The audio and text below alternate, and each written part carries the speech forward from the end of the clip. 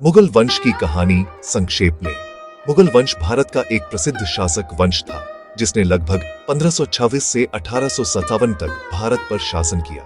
शुरुआत बाबर मुगल वंश की स्थापना बाबर ने की। 1526 में उसने पानीपत की पहली लड़ाई में इब्राहिम लोदी को हराकर दिल्ली पर अधिकार किया। हुमायूं बाबर के बाद उसका बेटा हुमायूं गद्दी पर बैठा। उसे कुछ समय के लिए सत्ता खोनी पड़ी, लेकिन बाद में उसने फिर से राज पाया। अकबर महान हुमायूं के बेटे अकबर को सबसे महान मुगल शासकों में गिना जाता है। उसने मजबूत शासन व्यवस्था बनाई, सभी धर्मों के प्रति सहिष्णुता दिखाई और कला संस्कृति को बढ़ावा दिया। जहांगीर और शाहजहां अकबर के बाद जहांगीर और फिर शाहजहां आए। शाहजहां ने ताजमहल बनवाया जो आज भी भारत की शान है। औरंगजेब शाहजहां के बाद औरंगजेब शासक बना।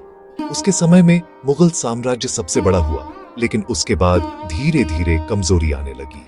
पतन और अंत औरंगजेब के बाद कमजोर शासक आए, अंग्रेजों की शक्ति बढ़ती गई।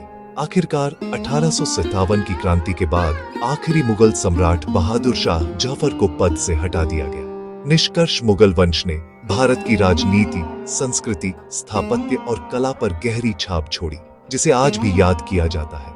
अगर चाहो तो मैं इसे कक्षा स्तर के अनुसार और सरल भाषा में या किसी एक मुगल बादशाह की पूरी कहानी भी बता सकता हूँ।